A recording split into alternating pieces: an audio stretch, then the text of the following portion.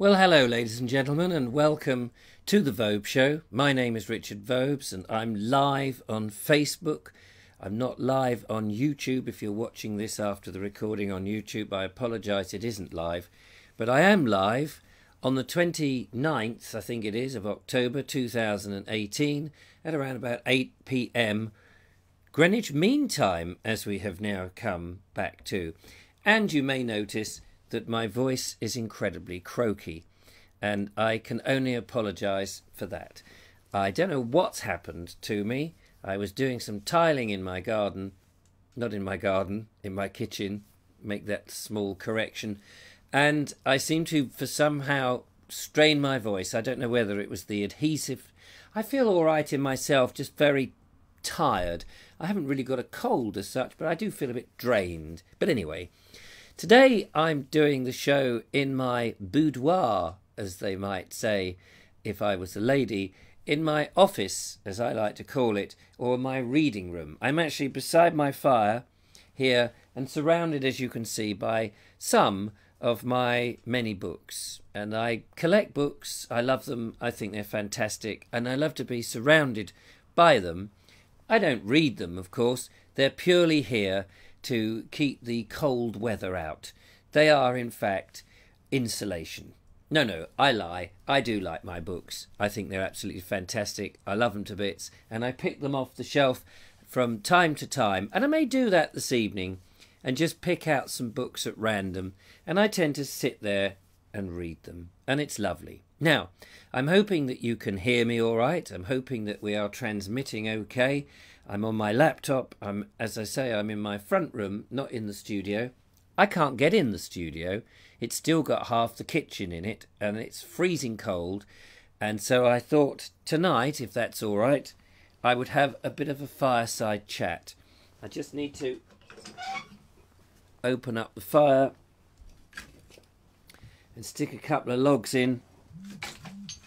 Otherwise it's going to rain. So I'm getting a ping then. I don't know whether that means you can't hear me.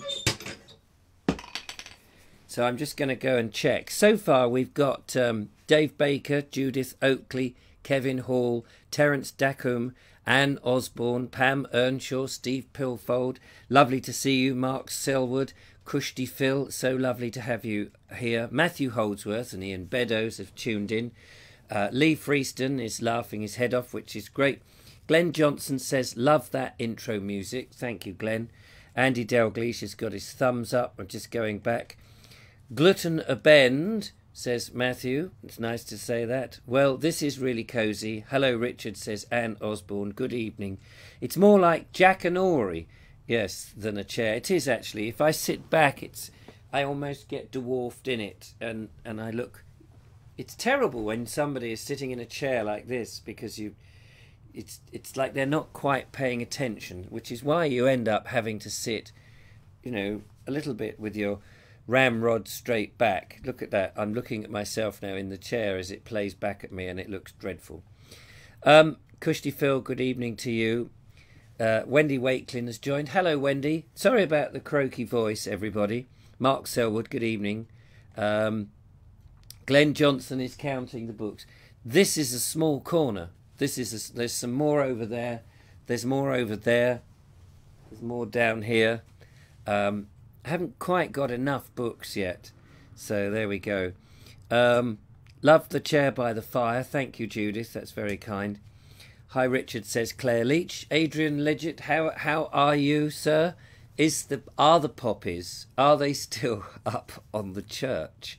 That was absolutely a phenomenal day, and I've been told by She Who Must Be Obeyed not to mention anything about the hour hand. You'll know what I'm talking about. Paul Hine says, hey. Jackathobie, says Mark Selwood. Robert Croser, brilliant, like Gogglebox. Yes, there we are. Maybe I should do it from here more frequently. Tonight on Masterpiece Theatre, says John Berger, which I assume is an American programme. Cozy Ghost Story Time. Well, Wednesday's show, the lovely Julia assures me she is coming. So I think we both will be dressing up in Halloween costumes. So if you've got nothing better to do, then do join us. Hopefully my voice won't be quite so croaky, although that may add to the theme. And I need to work out where we're going to do the show so that we can have a slightly spooky, ghostly thing. And we will share ghost stories, spooky stories and that sort of thing. If you've got any suggestions, then do let me know. That would be great. Adrian Lidgett says, you've got my cold. It sounds like I've got a cold. Maybe I just feel I'm a bit run down, but I feel okay. You know, it's just my voice is all over the shop. Anyway, that's all right. You've got my card. Oh, cold. Yes, I read that. George Timperley has arrived. Hello, George. Hope you enjoyed the behind the scenes. I have yet to edit up the video that you and I are in. That will be coming out fairly soon, so that was great. Steve Pilfold, by the way, big thank you to Steve, who has been mentioning me on his local radio station in Lewis, which I forget what it's called. Forgive me. Something like, it's not Bonfire, it's like Fire FM or something. But do let me know. Steve Pilfold, anyway, says the first person to complain Halloween is American can do one and go and research and see if trick-or-treating is it's not American. And you're absolutely quite right. Of course it is. How many times have I researched this in the Vobes show when Halloween would come up? It's hallowed. It's, what is it? Great Hallowed's Day or Hallow, whatever it is. You know what it is. It's just that the Americans, big, brash, with panache, like to do things a little bit bigger. I'm going to prop myself up because my back's going. If ever you've tried sitting in an armchair on the edge of the armchair instead of actually reclining in the armchair, your back soon gets knackered. So, but if I slouch in the chair, it just looks dreadful.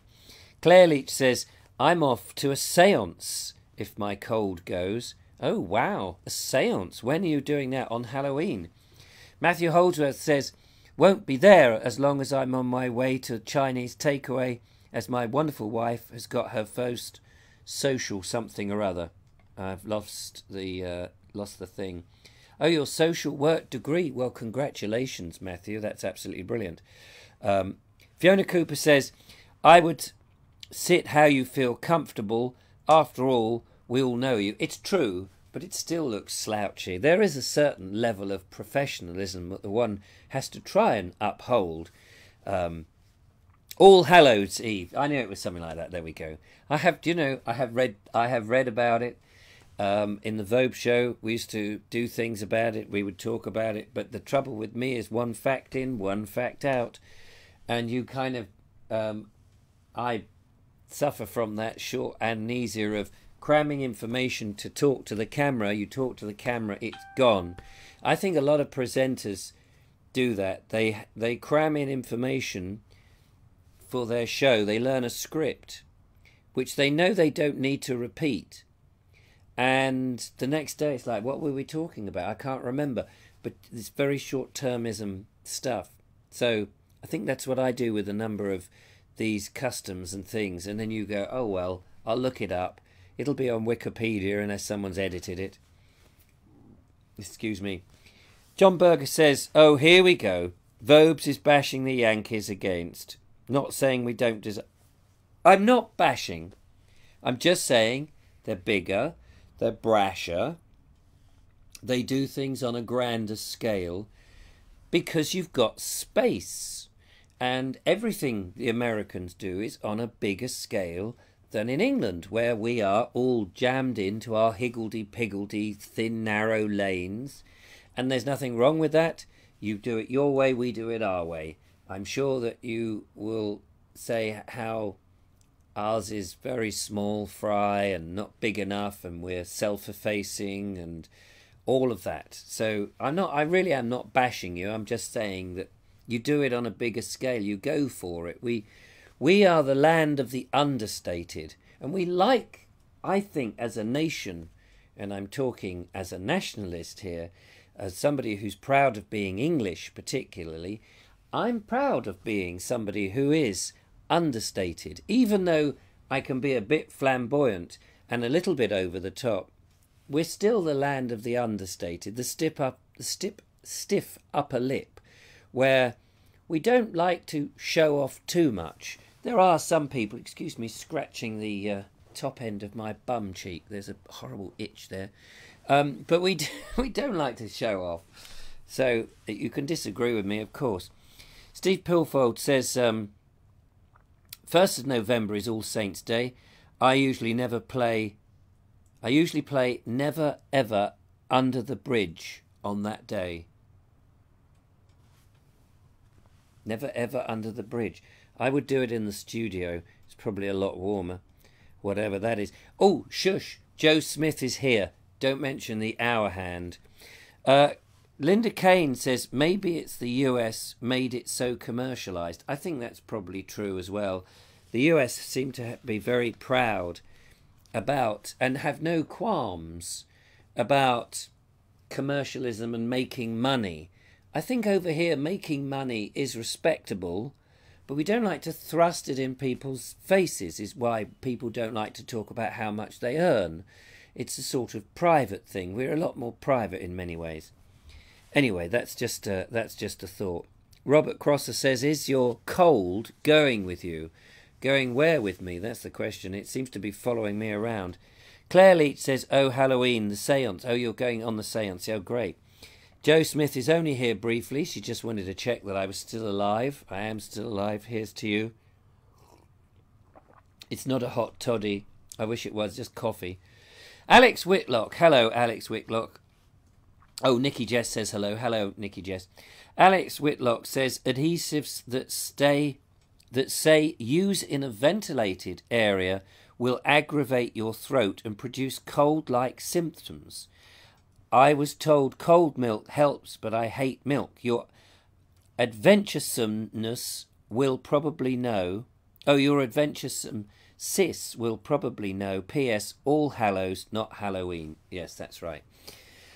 Yes, I imagine it must be the...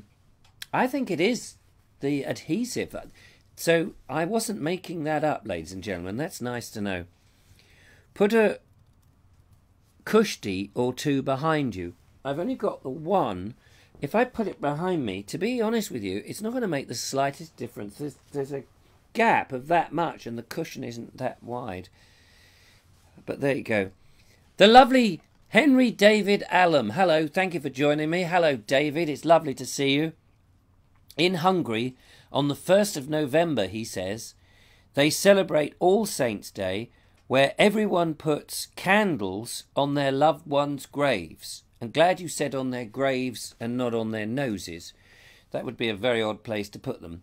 I was in the main cemetery at some unpronounceable place beginning with Z on the 1st of the 11th, 2015. And it looked amazing. I bet it did, actually. I bet that looked... You know, provided you don't have a wind, if you've got an ill wind blowing, those candles will be out. Unless, of course, you can put them in lanterns. Didn't think about that. That would be good. But, yes, what a lovely idea. Thank you, Henry, for offering that up. That's brilliant. Keep up the videos, by the way. We're enjoying them. Dean Cooper says, hello, Richard. Hello, Dean. Sounds like you need a Cavonia medicine. What's Cavonia medicine? Is that some herbal root that one boils up with sugar? Or is it one of those sort of nasally things? I don't know. That sounds very interesting. Robert Crosser gets around that Henry chap. He does. He does actually have a job. I had a chat with him, didn't I, Henry? You did tell me what you did. Can't remember now. But you get about. You're much more of the adventurer than I am, I'm sad to say. Joe Smith says, Richard! I can't do a Joe Smith impression. Richard! I think she didn't want me to mention the hour hand, and I'm not saying a word about it. Paul and Suzanne Watts, good evening to you. Thank you for joining us this evening. By us, I mean everyone. Mark English, the lovely Mark English. Yes, how are you, Mark? Lovely to see you. Even with my interest in the paranormal, he says, I have zero interest in Halloween. Oh. I wonder why that is then, Mark. I thought it would be right up your street. I appreciate that it is obviously a load of old, not nonsense. It gives people something to celebrate. It's a tradition, and I'm sure that in your experience, the ghosts don't work in the way that they're portrayed in all that sort of stuff. But at least it, in some ways, it must bring people's attention to another sphere, if in the wrong way, with pumpkins and trick-or-treats. Maybe I'm talking rubbish there. But anyway, lovely to see you, Mark, and we must do some more videos together. Thoroughly enjoyed that, by the way. I'm just trying to catch up with myself here. Adrian Lidgett has joined again. Must have got thrown out. Is this something you said? Claire Leach, Halloween is becoming more and more commercialised in the UK. Well, does it matter? I know we all get grouchy. Christmas is all about commercialism. Does it matter? You don't have to join in.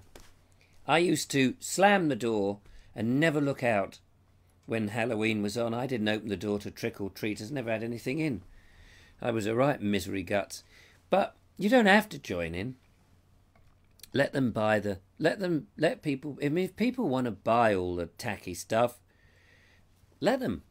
It's not our thing to stop them, is it? David, hello, he says. Oh, marvellous. Alex Whitlock says candles and wind are an inflammatory combo.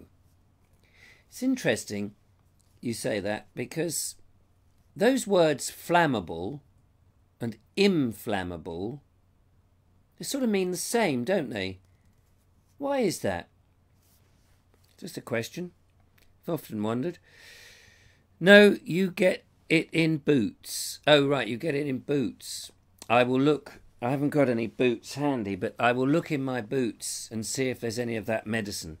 James DeWill, lovely James DeWill. Hello, James. How are you? Are you well? He emails me from time to time with sound bits of advice. He's a lovely bloke. Thank you for coming along. Hello to you. Mark English says Halloween is just folklore, but other folk enjoy it. Well, yes, folklore. It is part of our heritage. I mean, hence it being the law of folk. They may be simple people with simple things. For generation after generation, and in the last 100 years, we've become very sophisticated, haven't we? We've become very above all that stuff that for thousands of years people have believed in. And I wonder why, even with our knowledge and our change, that we've become so sophisticated that we almost become a bit snooty about folklore. And yet those are the things that people spoke about, they shared about. It may be nonsense, but I think these are our traditions, and we should hang on to them, because so much is being bulldozed out of us that we're all being told to become... Now, I'm not allowed to say this, because if you start talking like this, people think you're that you're not proper. But I don't want to be a globalist. That's the honest truth. There, I've said it. I don't want to be part of the multicultural global civilization where everybody is the same. I like England being England. I don't care what people say. It's taken thousands of years for our traditions and our folklore and our ways of living to generate, and our history to get there. And I don't want that wiped out in a generation, which I fear is happening. I fear it's happening, and so much so that our central religion, not that I'm Christian myself, but that our central religion is now becoming a minority, that the blaspheme laws are coming back. What is the matter? We got rid of blaspheme laws because we realised it was so stupid to be able to not to criticise one religion and another. But now, of course, you can't for fear of being blown up. And that doesn't seem very, very friendly. Anyway, Ed Keeley. Hello, Ed Keeley. Nice to see you. I keep thinking about your very generous offer, Ed, about some airtime or streaming and doing a radio show, I would be fascinated to learn what sort of audiences I could build on that, and maybe promote what I do in some chat show or something. That would be very interesting. We need to have a conversation about how I can do that and what we need to do. But I have been thinking about it. Please don't think I wasn't. I think it would be great. Let's. I'm sorry if I'm a little behind on the comments, but today is really me chatting to you and just reacting off the comments, which is quite good. Adrian Lidget says, my Windows 10 computer doesn't like you. Couldn't hear all the speech. I do apologise about that. I'm going to have a slurp. It's probably because I've got such a crappy voice at the moment, which obviously is probably not helping doing an hour-long chat. I've tried to reduce my speech throughout the day to save my voice. Just for you, ladies and gentlemen. As my lovely sister said to me earlier, she said, why don't you not do the show if you're not feeling up to it? I said, people expect me to do the show. They know that I am stoic, to quote Joe Smith this morning. They know that I will appear if I jolly well can. They've paid their patronage. They support the show. They kindly put me where I am, on that little damp stool in the corner there. They put me there to wither away and witter away, and I'm doing just that. So I know you appreciate it, so thank you very much. I'm a bit behind with these comments. Let's have a look. Fiona Cooper. Oh, wait a minute. Linda Kane says the amount of money spent by those that can't afford it. Well, I know that is true.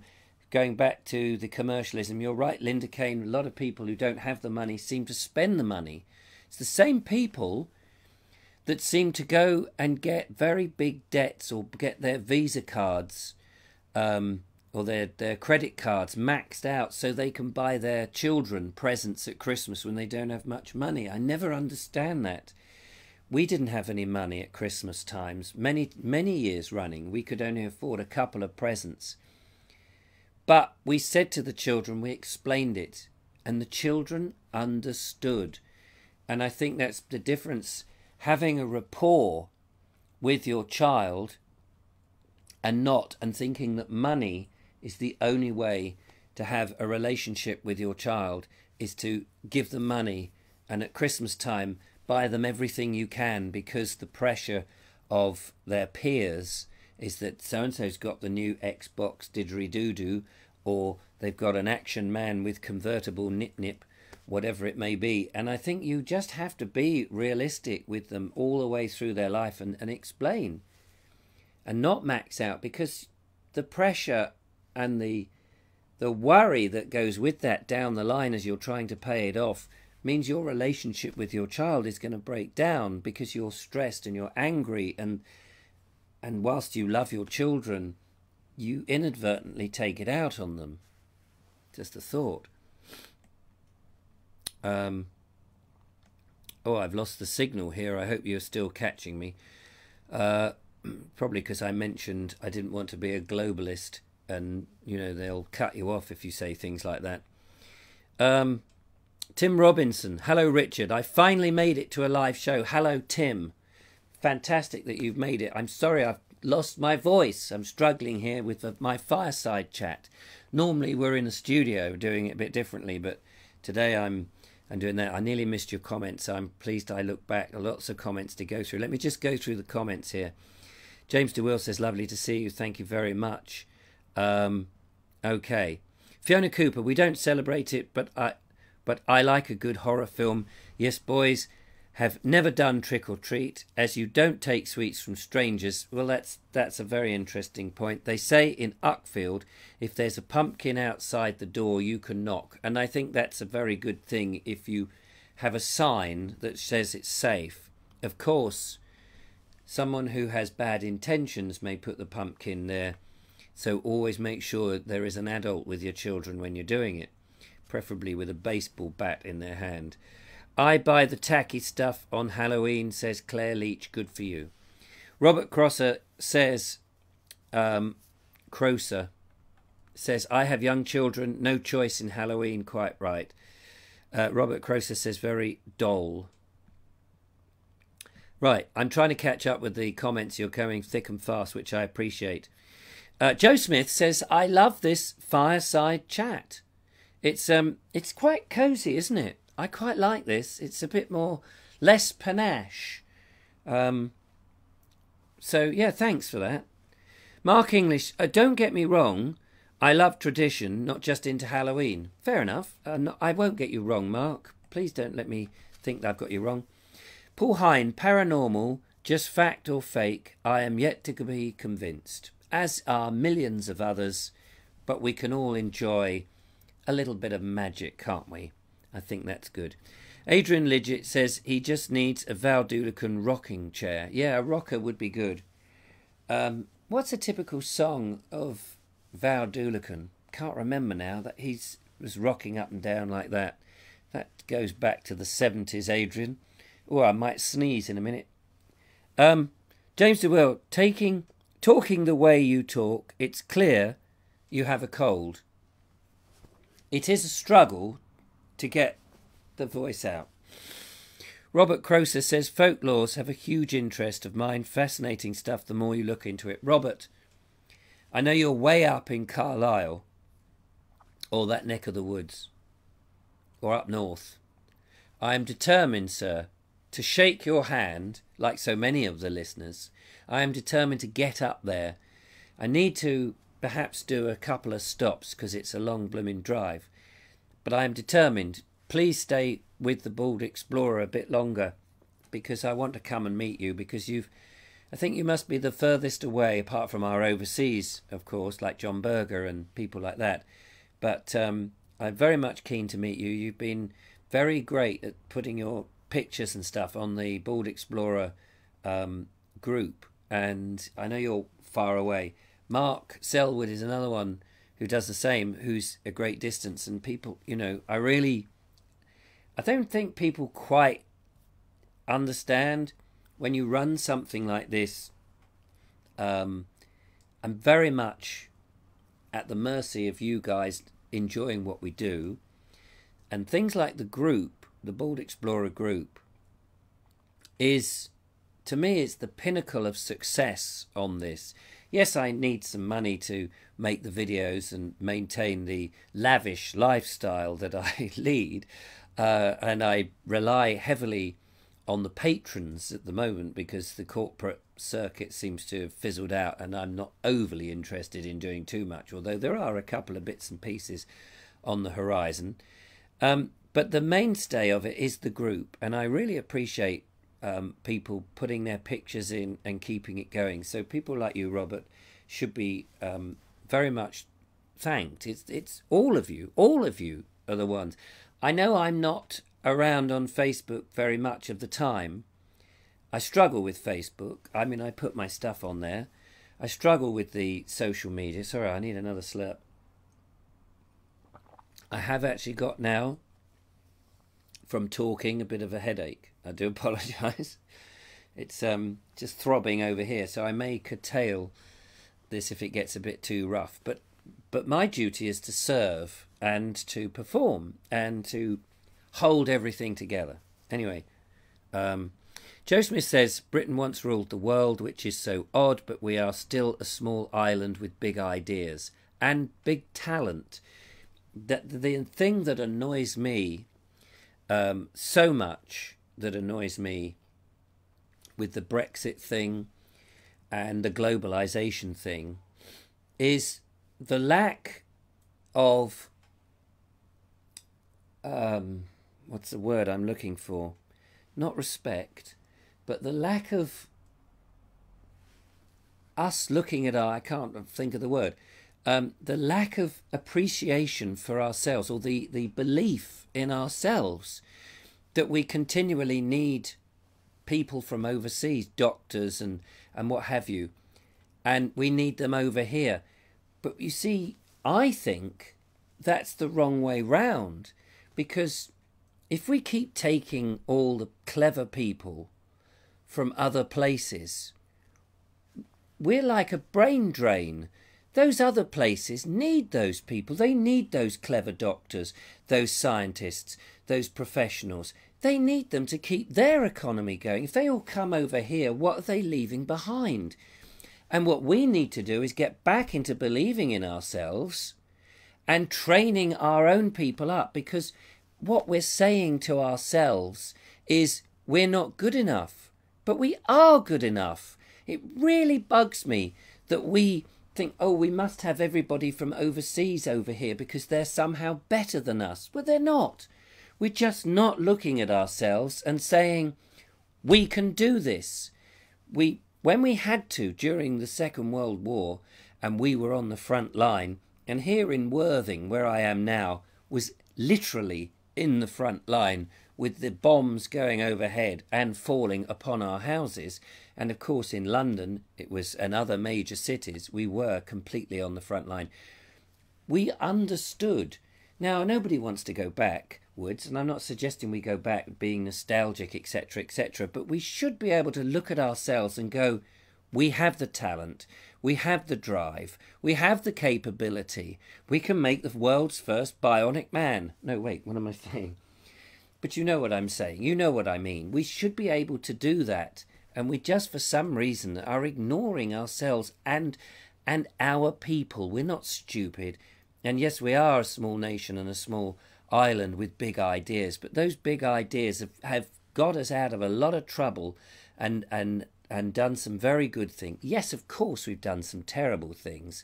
And when people talk about empire, they always talk about the negative aspects of empire, but it's a balancing act, isn't it? There was some fantastic stuff that we did as the British Empire. But people don't like to talk about that because we've all got to be globalist, and we've all got to look at ourselves and go, oh my goodness, look at all these white people, these white males, they're so awful, apparently. If it weren't for some of us white males, I'm not suggesting that only, but we can do these things, and we shouldn't be so negative. Sorry about that, I got slightly waylaid. I may miss out some of these. Keep it up, says Robert. Thank you very much. Alex Whitlock says, take it easy, Richard. Don't strain your voice. I'll try not to. Have some hot chocolate. Actually, I've got some hot chocolate. I've got some Bourneville. Danny Harris says he keeps losing me. Obscene number of presents. Oh, yes, at Christmas. That's true. James DeWill. We used to make our own presents for each other in our family. That's interesting. Golly, you set me off every time with just one comment, and I do apologise. In the old days, by the way, I've got some cards to announce if you're waiting for those. In the old days, take the Battle of Britain film. There's a sequence in the Battle of Britain film where Ian McShane, the actor, plays a character, an RAF pilot. And he, during the Battle of Britain, is on leave, and he goes to his son. It's a very poignant scene in the film, the 1960s Battle of Britain film, which, by the way, is a brilliant film, with a fantastic score by both William Walden and who did 633, Ron Goodwin. There's a scene where Ian McShane, is it Ian McShane? Ian McShane comes home, who played Lovejoy, younger version of him. I need to put some more fire on the wood. I need to put some more wood on the fire. You could do it the other way around, but it's not as effective.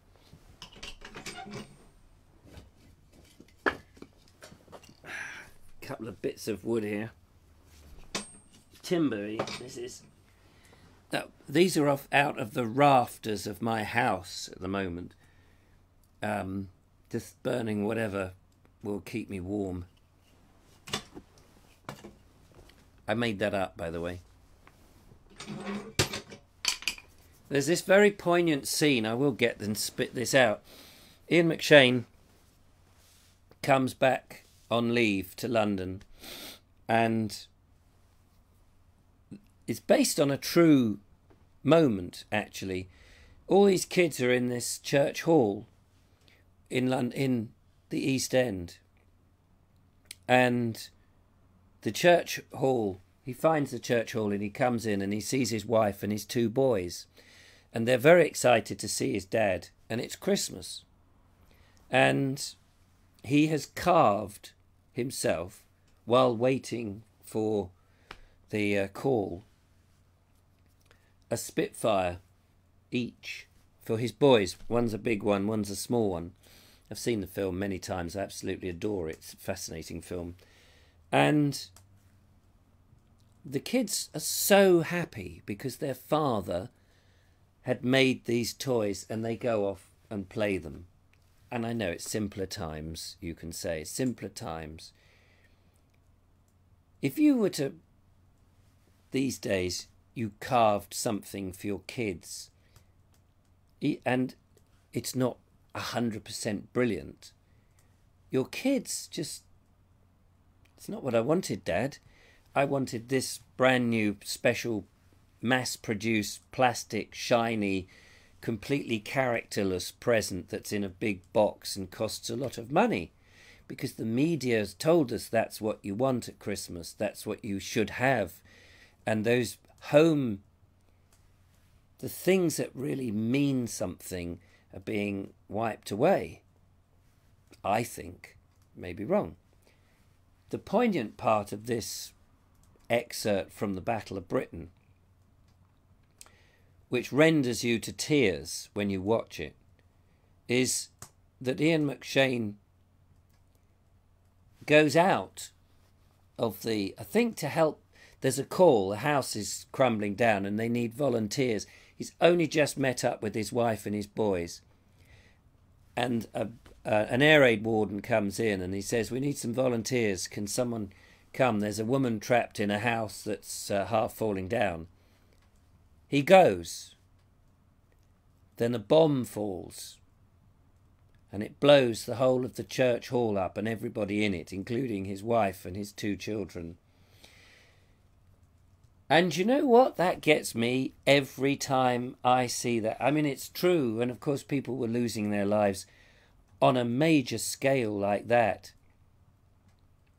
But there's that moment in that film, and it's so poignant. And I find that very hard to watch. Because there's this young man fighting for the country, and he's done all this for his children. Anyway, I'm getting emotionally tied up with that, and I certainly didn't want to do that. Very different sort of Vobes show this tonight. But let's do, sorry, I don't mean to ignore the, I know you're typing away. Got some Christmas cards. By the way, trying to get all the Christmas cards in by the end of this month. I know we haven't had Halloween, but it's just a funny thing to do. So here's a card. I don't know if you can see that. And this says, it's, I can't read where it is. It's got Scone, Gruby, Os Clon. On the Rhine. Something on the Rhine. Clone. Is it clone? Clon. Anyway, it says, Dear Richard and lovely Julia, it was very kind of you to make slime with me. I really loved it. This card is from Germany because I am on German exchange. Lots of love, Ella. That's the lovely young lady who taught me how to make slime in one of my videos, and we put it up. Thank you very much. Sorry it's taken so long to get to. Haven't done a show where I've been able to read it out, but I wanted to give it the dues that it was worth. So thank you very much for that. Another card here, Christmas card. Oh, this is in sympathy. This is from Elaine Brazier and family. Sympathy card because my mother died and we had the funeral last week. So I forgot that was there. Thank you so much, Elaine. And another Christmas card has come in with a beautiful red robin. Look at that. And this is early season's greetings, it says. To Richard and Julia, with very best wishes, in splendid handwriting, I should say, from Shirley. Have a look at that splendid handwriting. Isn't that lovely? That's very nice. Thank you so much. I shall bung that on the when I can get back into the studio, I shall bang that on the studio. So now, if you'd like to send in a Christmas card, you'll be very welcome to. It'd be very much graciously received.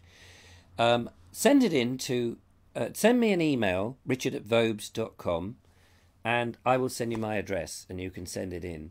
If you have sent one and I haven't announced it, I do feel there is one that may have got mislaid. The place has been a bit of a mess recently. Anyway, let's go back to some of the... There's no gallery, by the way, tonight, just so you know. No gallery tonight. The lovely Julia did put one together for me, very kind, but she's gone out this evening. Yes, she has gone out to see with the girls, the mums from the class home, you know, Elijah, her son's classmates' mums. They've all gone out to see a film. Forget something Rhapsody. Forgot what it's called now. Some music, something to. She did tell me something to do with the Queen.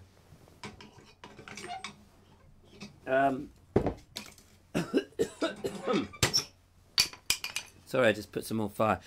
Yeah, something to do with the Queen. No, not the Queen. Queen, the band. Is it Bohemian Rhapsody? That's it. I don't know. I didn't know it was a film. Anyway, she's gone to see that. Right, let's have a look. I'm going to go back to the... I'm trying to catch up with the comments because you're all so incredibly quickly. So forgive me if these comments were a long time ago. Right, so here we go. Let's just dive straight into it. Mark Selwer says, I still have a video to edit and post. I want to do a Kevin video, but I've just been so busy with work and going up to London. That's perfectly all right, Mark. I look forward to it. Kevin says, Richard, if you're not feeling great, we'd all understand if you cut the show short. I will carry on as long as my coffee holds out. Dean Cooper says, you have been gloss painting. The gloss fumes will give you a nasty... No gloss today. I did a bit of grouting today. I will show pictures, but it's not quite ready to show the pictures. Linda Kane, you can finish early only if you promise to have a hot chocolate and go straight to bed. Can't promise. I will promise I'll have a hot chocolate. I've got to edit tomorrow's video. I haven't had a chance. So after the show, I've got to stay up and edit tomorrow's video so that there's a video tomorrow. It's not ready. I've been all over the place. Been over to my mother's, helping my sister clear out and taking stuff to the dump and sorting stuff out. So and grouting this morning. So it's been a bit full on, and then come back. Corinne's staying the night, and I looked down there because I was looking at the fire, not at Corinne. She's out, and yeah. So that's what I will try my best. Steve Pulfold thinks, I think we made Morris Marina and realised they were rubbish. Oh, the Morris Marina. I had a Morris Minor Traveller. They were lovely. That's a joke, by the way, before I get lynched. Okay, fair dues. Didn't get it, but it's nice.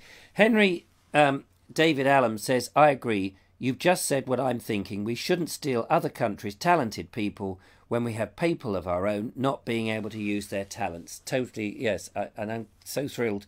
You're a young man, and I'm so thrilled that you agree with me, because most young people seem to be on this globalization thing of pulling out everybody else's talent, and I just think that's strange.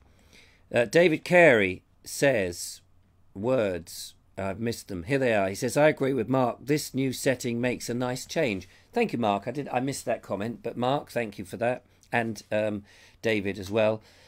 Robert Crosser, my dad had a Dolomite. Okay. I'm very pleased to hear it. Henry says, think of all the railways and the infrastructure we built in India during the British Empire years. Thank you. Thank you. Exactly. These things we took our clever brains and our engineering, and we gave them to the world. All right, we may have had our own self-interests in our minds, but they have them now. And let's face it, India are very good at cricket. Mark Selwood says, Richard, you can take a picture of your live desk and background for a project I'm doing without you in it for me. I don't understand that. You'll have to email me, Mark, and I'll obliged. Nigel Sadler's arrived. Hello, Nigel. He says, armchair theatre, sort of. That takes you back, doesn't it? The old armchair theatres. Do you remember Armchair Thriller? I remember that. So that's it. That's all that's left of Bessie. Yes, Bessie's going in the fire. Glenn Johnson, the 1.7 was an idol. I don't understand that comment, sorry. Linda Kane, my dad carved toggles for the coat my mum knitted for my doll one Christmas. Ah, and I bet you were thrilled. Robert Croser says, apple orange and 10pence off Narnia. Okay. Wish she was here to give me it again. Better than the Strat I want. Is that the Stradivarius? I'm not quite sure. I'm in tears now, Richard, says Anne Osborne. Oh, I'm sorry. Why are you in tears? Glenn Johnson says, my dad made me a diesel loco out of goods weapons. Oh, I'm pleased to hear that. That's lovely. Cologne Cathedral. Oh, Cologne. Wait, where is it? Cologne Cathedral. Yes, of course, Cologne. Do I smell nice? It's a terrible joke. Mark Selwood says, oh, wait, hang on, Mark. Coming to you in a second. Coming to you very shortly. Dean Cooper says, I knew Robert Doe, Battle of Britain, Ace, DFC and Bar. I have his book that he wrote, signed to. Sadly, he's gone. What a brave man. We owe a lot to our pilots. Wait.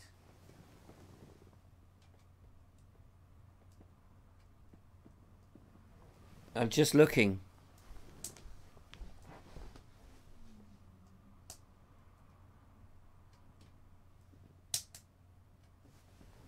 I think I have his book.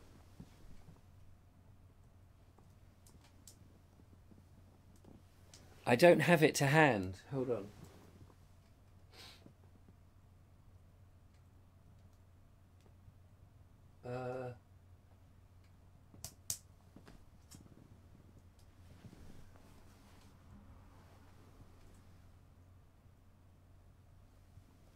My books are randomly positioned.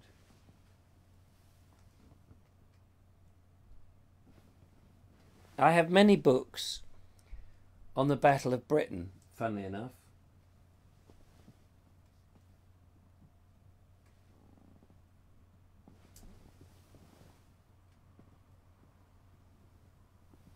Loads of books. Sorry, I'm being a bit vague now.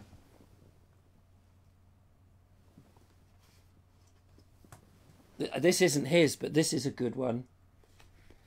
First Light, Geoffrey Wellham. Great book, Battle of Britain.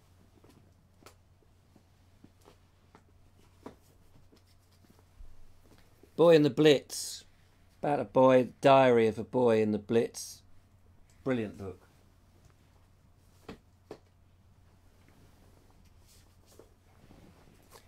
Air Raid Precautions. It's fantastic if you want to know what to do in an air raid. You never know. Living Through the Blitz. Fascinating book.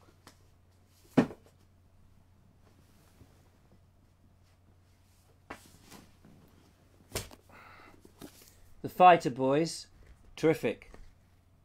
Saving Britain, 1940. My God, it gives you...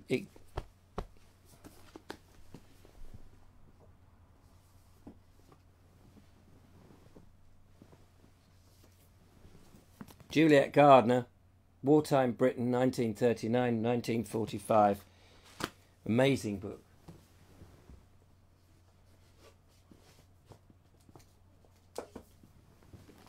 London at War.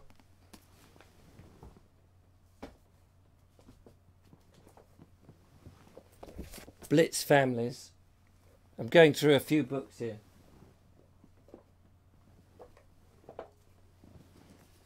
Mrs. Mills' Diary. Mrs. Miles' Diary, beg your pardon. Excellent.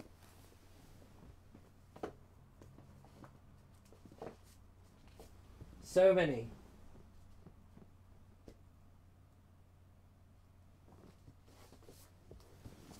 Five of the Few. 5 stories. Oh, God. The Few. I'm just going to leave the set for a second.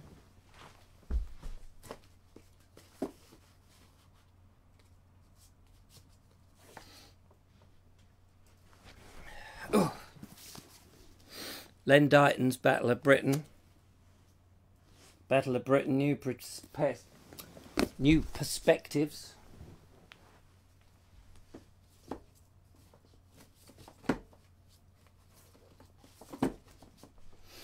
Raiders Overhead. God, there's so many.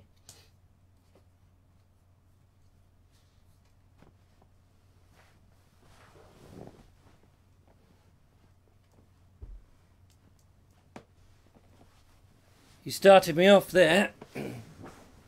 Anyway, there's more. There's more pilot ones.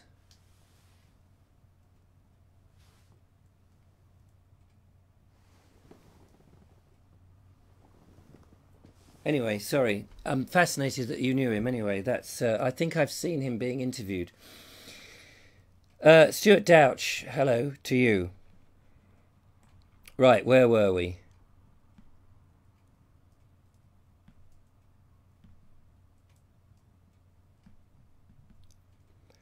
Yeah, we got to Cologne. Steve Pilfold, this is linked together like the One show tonight. It was really tragic, everyone dying in such a horrible way. Michael McIntyre is here to tell us about his new comedy show. Oh, yes, that's terrible, isn't it? Valentine's cards next. Oh, yes, I don't send Valentine's cards. Thanks, Robert. He's going to send me a card. I saw Bohemian Rhapsody on Friday. Good. Was it good? Seen it. Wonderful film. All right, we're still talking about that. Going to see it on Wednesday. Cushty Phil, where I work, they do a secret Santa. You put your name on a hat. You buy a person a present for a less than £5. Families could do a similar thing like that. That's true. Indian Railways make Southern look incompetent. Make what? Oh, Indian Railways make Southern look competent. Well, I don't know. Sometimes you feel you want to jump on the top of a thing and hang off the end of it. At least it gets you there.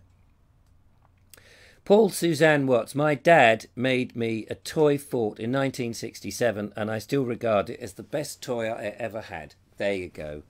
It shows you, doesn't it? But I'm not convinced that modern kids would get that. Robert Cross. Oh, guitar. Oh, right. Oh, okay. Yeah, got it. Anne Osborne says it was the film that was making her cry. It's a brilliant film, Battle of Britain. I know it's dated, but it's amazing, and the effects and the models they use are terrific. Dean Cooper says it's called The Fighter Pilot by Robert Doe. I've got it. I have got that book. I'm annoyed that I can't get it off the shelf. The Fighter Pilot. Yeah, I have it. I have it.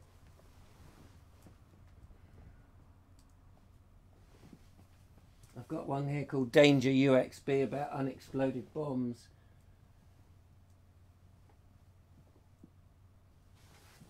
I have it. You need to use... Oh, hello, Linda Kane. What's this? You need to use the Dewey system with your books. What's the Dewey system? Dean Cooper, it's called Fighter Pilot. I've just read that. And now, Vobes TV, looking at bookshelves. I don't... Sometimes I feel that you're giving me a little niggle there, Mr. Pilfold. You don't have to watch. You do realise there are other things you could be doing. More books than my local library. Well, libraries are closing, so I would... if the library was closing, I'd be around there to take the books away. They burn well, by the way. Emily Champion, I forgot it was Monday. Oh. Matthew Holdsworth, I used to work with a guy who had upwards of 18,000 books. Well, he's my kind of guy. Glenn Johnson, just like me, trying to find an LP, then get sidetracked. Yeah, well, that's it, exactly. Matthew Holdsworth says, I wonder if Richard ever reads any of those books under his lamp. These books, under my lamp, I acquired from my father.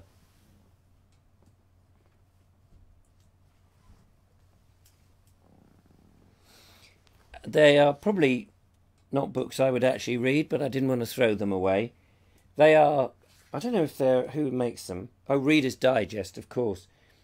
They are discovery and exploration books, Lands of the Southern Cross.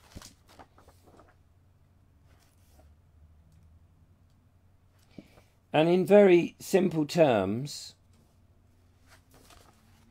you get some sort of basic information. And I couldn't get rid of them. And they do make a nice lampstand. I'm going to cause a bit of a mess now.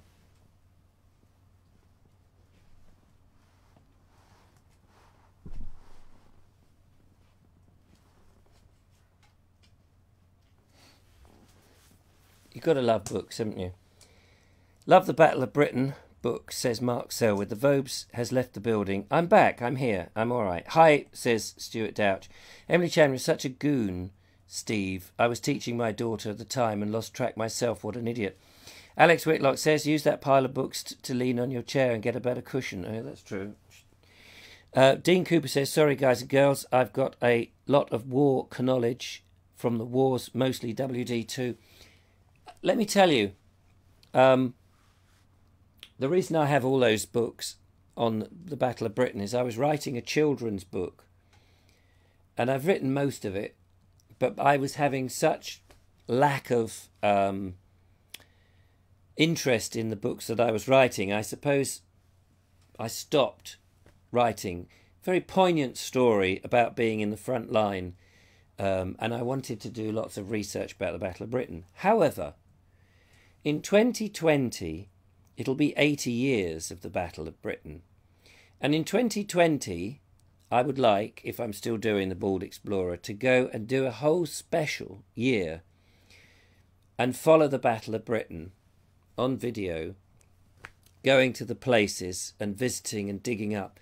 So I will reread those books and get some facts.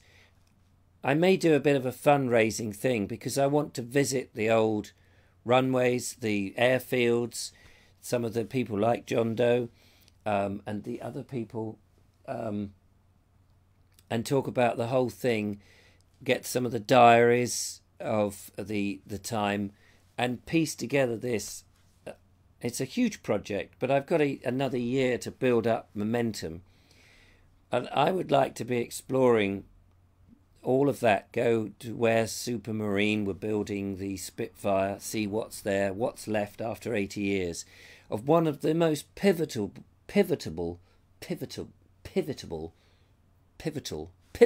moments in our history. One of. And I would very much like to spend those, whatever it was, 9 weeks, 10 weeks, 16 weeks, when the Battle of Britain officially was going, and piece it together again. And I'm sure there'll be a lot of stuff about the Battle of Britain next year. No doubt people will commemorate when the Second World War broke out. We're just finishing off with the centenary of the First World War. I think there'll be a lot of interest and a lot of mileage.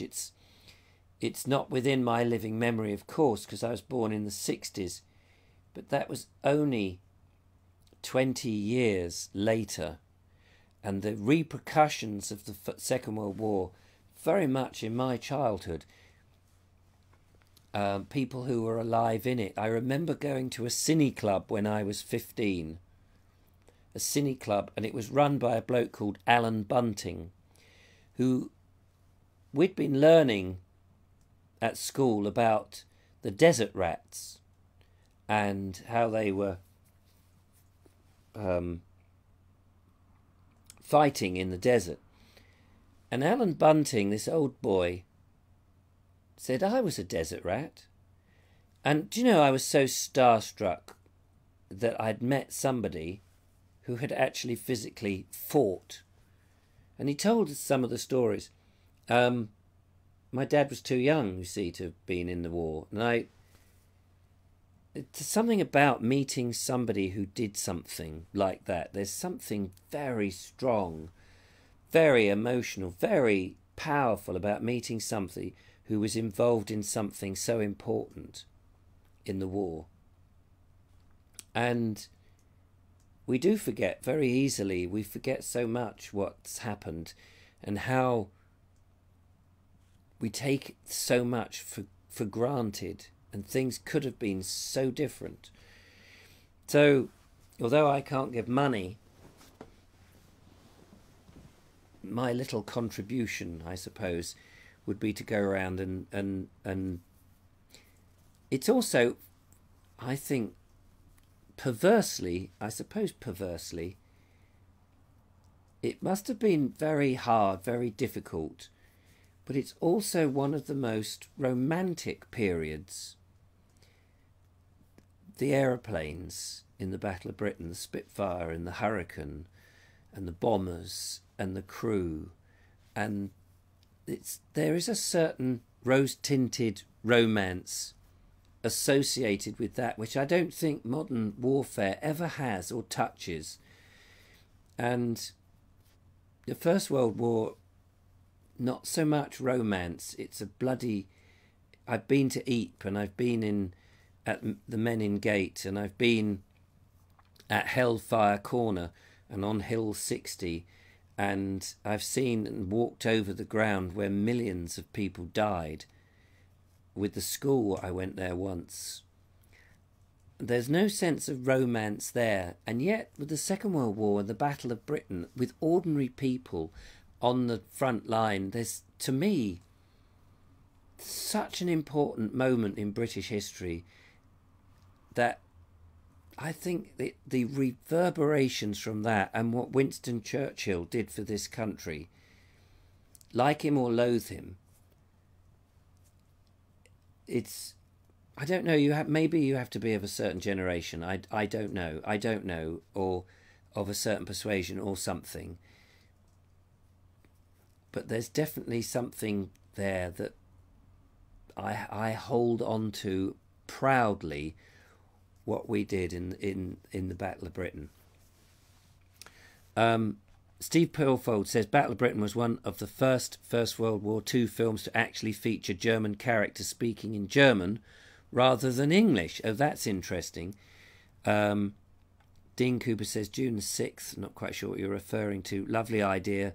Visit aerodromes. Dean Cooper. I went to school with his daughter, Rebecca Doe. She is now commercial airline pilot. She was my tutor, but never said much about her father's history. I met him at my doctor's surgery. We had a chat, and I thanked him for what he did for my country. That is amazing. How amazing, how lucky, privileged you were to be able to do that. Really, really, really good. Books are more exciting than shoes and bags to me, says Emily Champion. At my old post, I used a stack of acquired books as a lampstand. Well done, David. We're in the same business. Proper places under the Southern Cross. I grew up under that constellation. Trying to get to these comments before we end up out of time. Bash the Bosch, says Robert Crozer. Dave Pilford. Oh, talking of World War II, you should do a BE on the King's Standing near Uckfield, where we broadcast anti-German propaganda propaganda to Germany in German sitting in World War II. Yes, I would like to learn more about that. You must tell me more. Glenn Johnson, I went to Coolham. AIG today. Good man. Oh, is that the D-Day place? I did a video somewhere on the field there. Alex Whitlock, people tend to forget that the Battle of Britain enveloped the whole British Isles, even Ireland copped a visit from the Luftwaffe. And you're absolutely right. You're absolutely right. Of course it did. You're quite right. Judith Oakley, my dad was a gunner in the RAF during World War II. That's amazing. That's amazing. What a fantastic man. Paul, Suzanne Watts, my dad was an infantry soldier in the Northamptonshire Regiment during the Second World War. Well, this is incredible. The bunkers at King's Standing are now used for terrorist training by the police. Are they accessible? Can we go there and see them? James DeWill says 1940 was a scary time in Britain. You're quite right. Paul, Susan Watts, my granddad was an infant. Oh, I've read that. I was in the parachute regiment, not during the Second World War. Yes, interesting to learn about that. We must get you on the show, Paul, sometime. And I think I'm caught up here. Lord Haw was born in Rockcliffe, my home village. Good heavens. And what a troublesome man he was. What's the time, Mr. Wolf? We're 7 minutes over the odds. Thank you so much for joining me. I'm glad we got to the end of those. It's been a funny old show, isn't it? I hope you've enjoyed it. Steve says you can see them from the outside fence of Ashdown Forest. Maybe one day, Steve, you would take me there and we could do a thing about it. How about that? That would be good. Well, I've spoken longer than I needed to. I need to rest my voice. I've got tomorrow's video to edit up and get out, which I hope you will enjoy. Thank you for joining me this evening. I'm going to make myself a hot chocolate now. I'll edit the video and I will go to bed. I've got to be up at 6.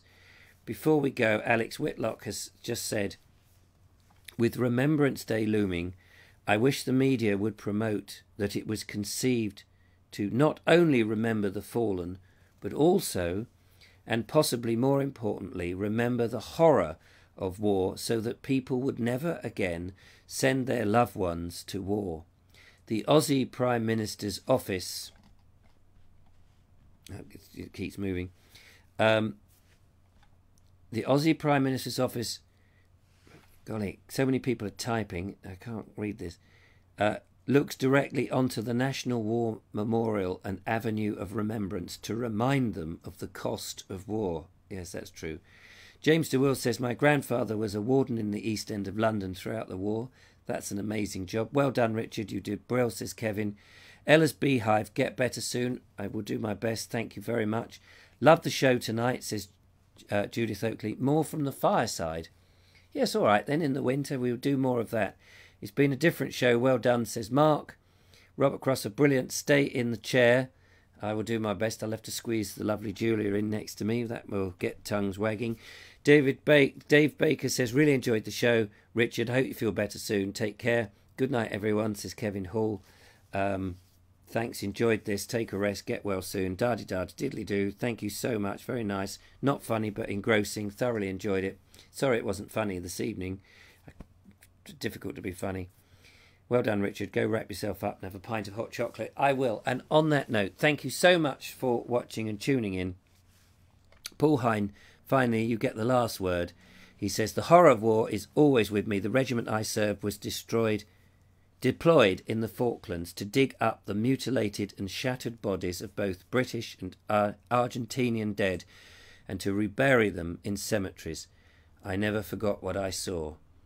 Well, that's very grim, and well done to you for managing to do it, and I hope it hasn't affected you, Paul. We always value your comments on the group, and thank you to everybody for taking part.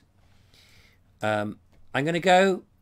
It's been lovely, and I will see you soon. Thank you so much for watching. I will play the opening to end, but from me here in Worthing, good night, look after yourselves, and see you on Wednesday. Till then, bye-bye.